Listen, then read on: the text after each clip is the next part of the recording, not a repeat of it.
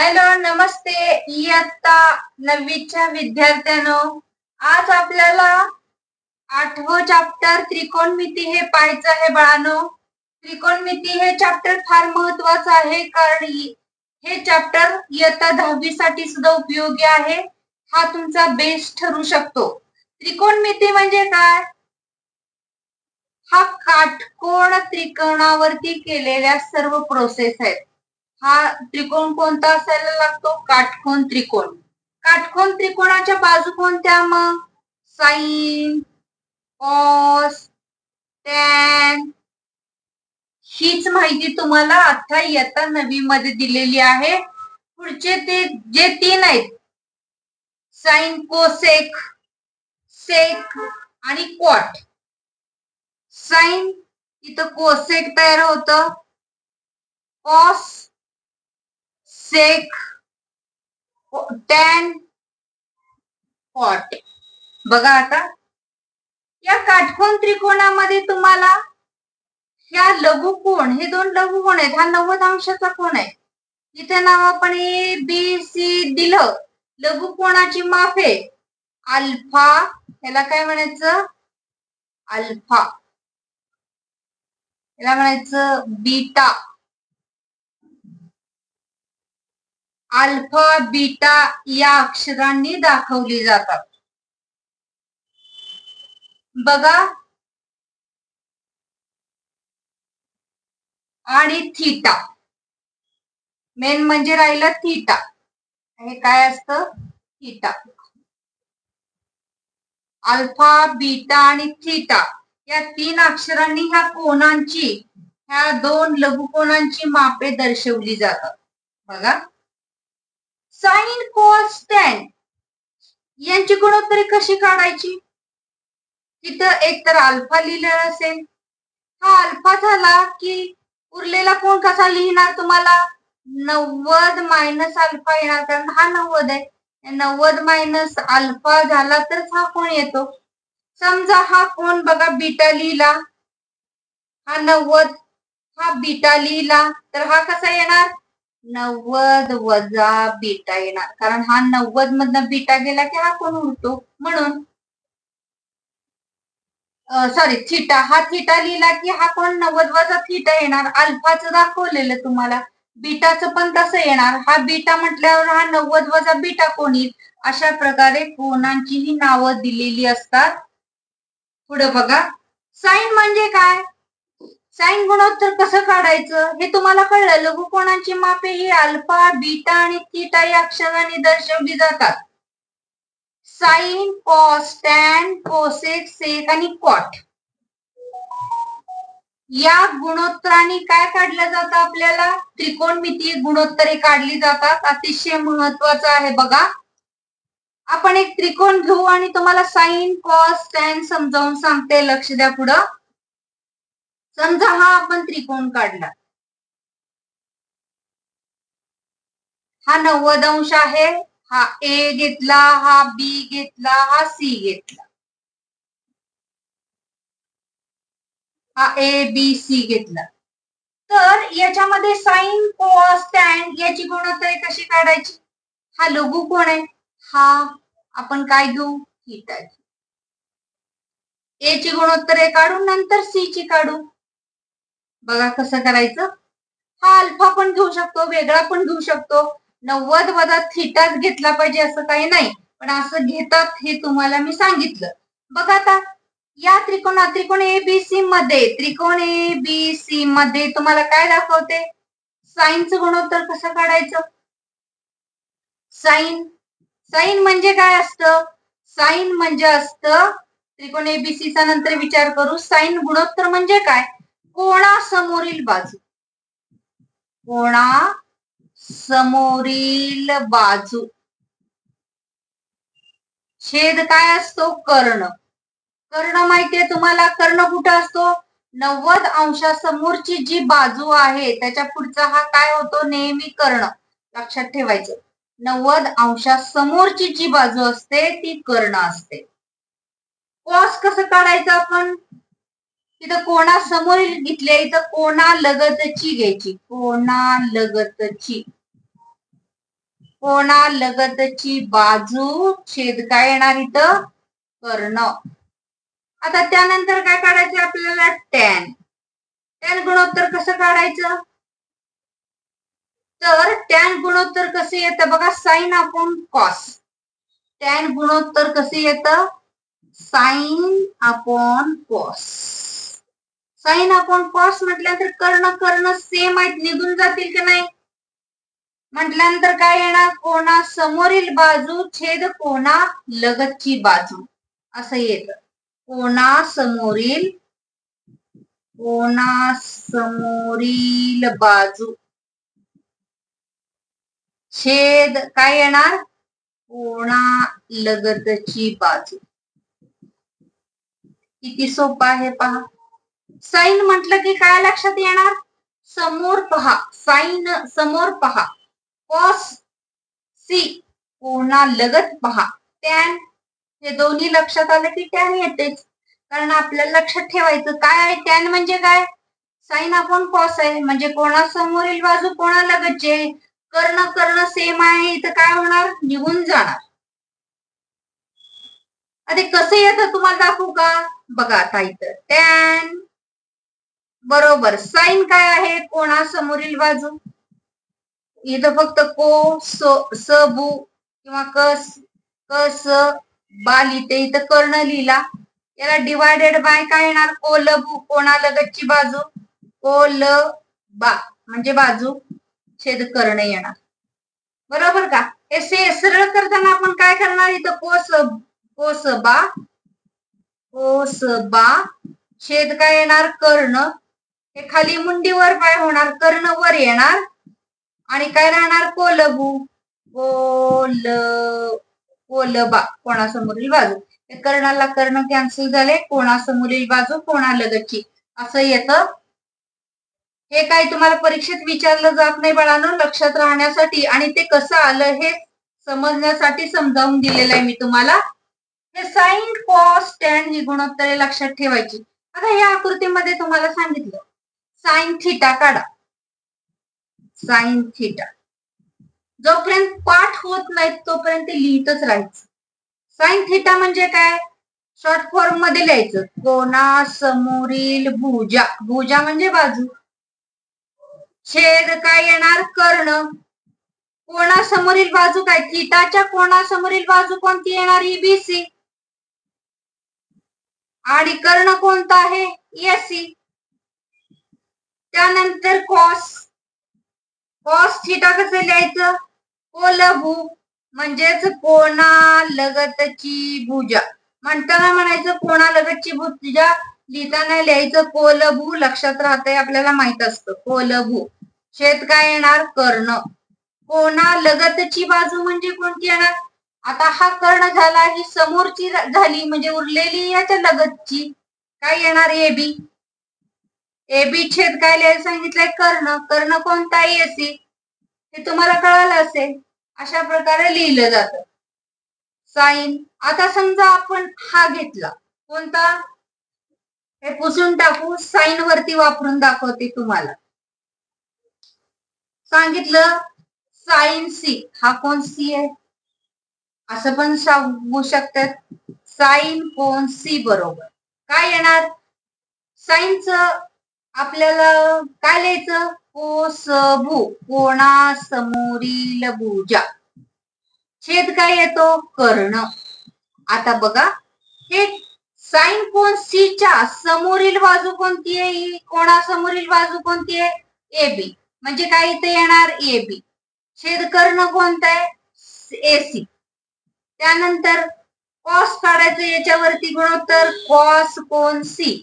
Cos कोण C आता याच्या ही सम्मुख बाजू झाली म्हटल्यानंतर बीसी काय असणार आहे त्याची लगतची बाजू कोलभू कोणालगतची भुजा छेद काय येणार इथं कर्ण. कोणालगतची बाजू कोणती येणार इथं बीसी. त्या कोणालगतची बाजू इथं बीसी. बीसी छेद कर्ण कोणता आहे हा एसी. त्यानंतर टॅन कोण सी. टॅन कोण सी कसं लिहिणार कोलभू कोसभू कोसभू छेद कोलभू. कोणासमोरची बाजू कोणती आहे? सीच्या कोणासमोरची बाजू कोणती आहे? ही ए बी. आणि लगतची बाजू कोणती आहे? इथं बी सी. इतकं सोपं आहे बाळांनो. आता याच्यावरतीच अनेक गुणोत्तरे विचारली जातात. कशी गुणोत्तरे विचारली जातात बघा, लक्ष द्या. याच गुणोत्तरावरून आपल्याला काढायला शिकायचं आहे.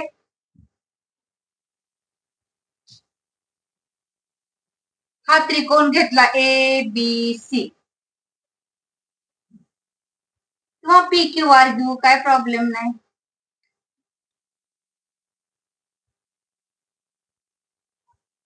पी क्यू आर हा 90 अंशाचा. इथं घेतलं अल्फा, इथं घेतलं 19 मायनस अल्फा. तुम्हाला गुणोत्तर काढायला सांगितली. कशी सांगितली? Sine alpha. साइन अल्फा आपलं सूत्र काय आहे? कोणा समोरील भुजा छेद कर्ण. आता बघा, अल्फाच्या कोणासमोरील बाजू कोणती आहे? अल्फाच्या कोणासमोरील बाजू कोणती आहे? P Q. P Q. छेद कर्ण कोणता आहे? हा पी आर. Sine alpha. त्यानंतर आपण कॉस अल्फा काढू. Cos alpha. कॉस अल्फा म्हणजे काय? कोलभू कोणालगतची भुजा छेद कर्ण. आता बघा, कॉस अल्फा ह्या अल्फाच्या लगतची भुजा कोणती? Q R. छेद कर्ण कोणता आहे? P R. त्यानंतर काय काढायचं आपल्याला? Tan alpha. टॅन अल्फा बरोबर काय होणार? कोणासमोरील कोसभू छेद कोलभू. बघा आता, अल्फाच्या समोरील बाजू, ह्या अल्फाच्या समोरील बाजू कोणती आहे? P Q. आणि त्याच्या लगतची बाजू, अल्फाच्या लगतची बाजू कोणती आहे? Q R. अशा प्रकारे ही अल्फाची गुणोत्तरे सगळी आपण काढलेली आहे. आता साइन 90 वजा अल्फा कसं काढणार? इथे विचारलं. साइन 90 वजा अल्फा. सूत्र हेच राहणार. कोणतं? कोसभू कोणासमोरील भुजा छेद काय येणार? कर्ण. आता साइन 90 वजा अल्फा आहे, याच्या समोरील बाजू कोणती आहे बरं? याच्या समोरील बाजू आहे क्यू आर. म्हणून क्यू आर. छेद कर्ण 90 अंशा समोरचा कर्ण असतो कोणता? P R. त्यानंतर कॉस 90 वजा अल्फा विचारलं. कॉस 90 वजा अल्फा. फॉर्म्युला काय आपला ठरलेला आहे? कोलभू कोलभू छेद काय येणार आहे? कर्ण. कोणालगतची बाजू. कोणालगतची बाजू कोणती आहे बरं? 90 वजा अल्फाच्या कोणालगतची बाजू कोणती आहे? इथं पी क्यू. छेद कर्ण कोणता आहे? P R. त्यानंतर टॅन 90 वजा अल्फा. टॅन 90 वजा अल्फा बरोबर कोसभू. हे पाठ झालं ना तुमचं? कोसभू कोलभू. तुम्हाला कसंही गणित दिलं तर सोडवता येणार आहे. कोलभू. बघा आता, याच्या समोरची बाजू कोणती आहे? Q R. आणि लगतची बाजू कोणती आहे? P Q. अशा प्रकारे बाळांनो ही सगळी गणित सोडवून झालेली आहेत. म्हणजे तुम्हाला ही प्राथमिक माहिती आहे. आता आपल्याला इथं गुणोत्तर 30 अंश, त्यानंतर 45 अंश, 60 अंश, 90 अंश याच्या सुद्धा किमती लागणार आहेत गणित सोडवत असताना. आता दुसरं बघा, हे प्राथमिक माहिती फार महत्वाची आहे. तुम्हाला ही आली तर हे पूर्ण प्रकरण अतिशय सोपं जातं बाळांनो. बघा आता, 1/sin थीटा. साइन थीटा असू दे, साइन अल्फा असू दे, किंवा साइन बीटा असू दे, काही असू दे. 1/sin θ नेहमी ठेवायचं. यस बरोबर सी येतं, कोसेक थीटा. काय येतं? 1/sin θ. 1/sin θ म्हणजे काय येणार? Cosec theta. आणि 1/cos θ म्हणजे 1/cos θ म्हणजे काय येणार आता? Sec theta. त्यानंतर 1/tan θ. 1/tan θ बरोबर cot θ. कसं लक्षात ठेवणार आता? हे सूत्र गडबडून जाऊ नका, एकदम सोपं आहे. बघा, साइन शिकलो, कसं काढायचं आकृतीमध्ये, कॉस शिकलो, टॅन शिकलो.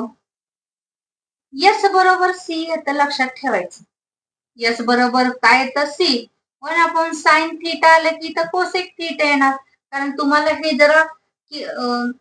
जरा थोडस नवीन वाटणार आहे. कोसेक सेक 1/cos इथं सी आलं, सी बरोबर यस येणार. कोण कोणाची संगती करतं? 1/sin θ लिहिलं की कोसेक थीटा, 1/cos θ लिहिलं की सेक थीटा, आणि टॅनला कॉट आहे, लक्षात ठेवायचं. टॅन आणि कॉट. आता याच्यावरून एक सूत्र तयार होतं बघा, सेक थीटा बरोबर. आता ह्या सेक थीटा जर काढायचं असला तर सूत्र दिले त्यांनी. सेक थीटा बरोबर कसं येणार बघा? सेक थीटा बरोबर कोसेक 90 वजा थीटा येतं. कोसेक 90 वजा थीटा हे सूत्र आहे. सेक थीटा बरोबर कोसेक 90 वजा थीटा. आणि आपल्याला उलट कोसेक थीटा काढायचा असला तर, कोसेक थीटा जर काढायचा असला तर सेक 90 वजा थीटा वापरायचा.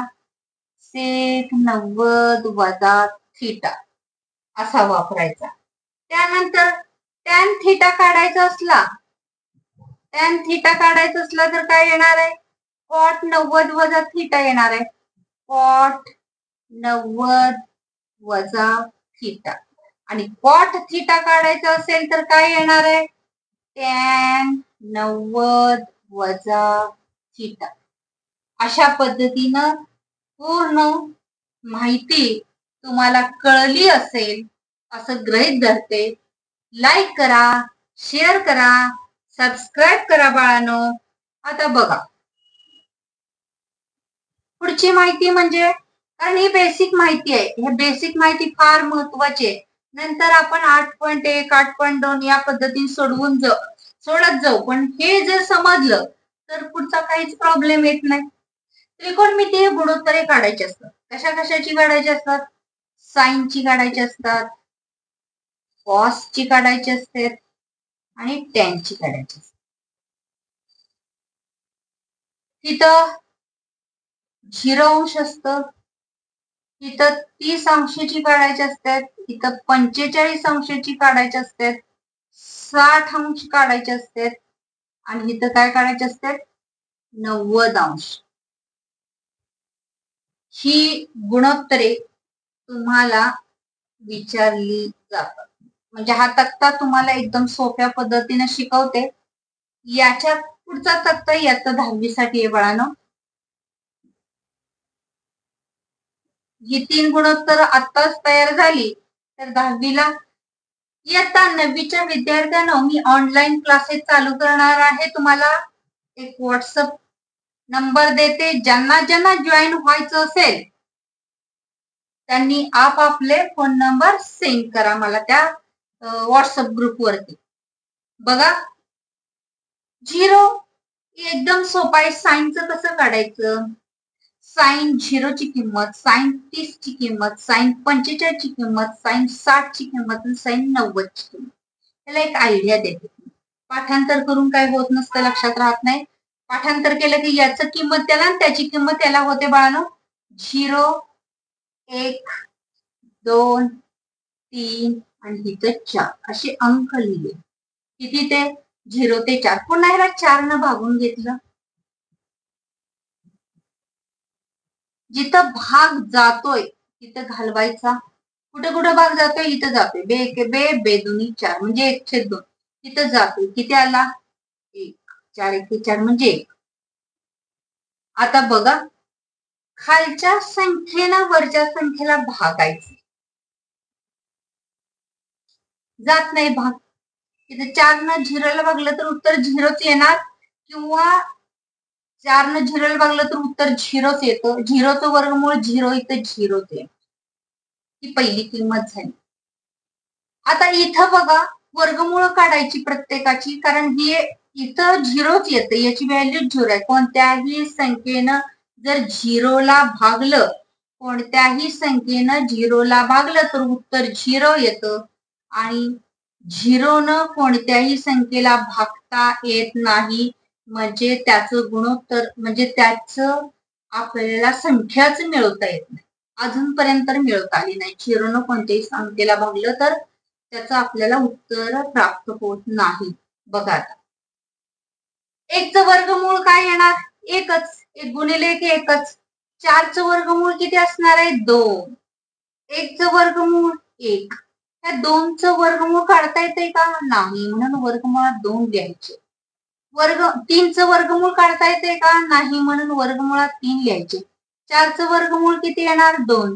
1चं वर्गमूळ 1. बघा किती सोपं आहे बाळांनो. तर कशाची किमती झाल्या? साईनच्या किमती निघाल्या. काय केलं आपण? साइन कॉस टॅन लिहून घेतलं. 0 पासून ते 0, 30, त्या 45, 60 आणि 90 या किमती असतात.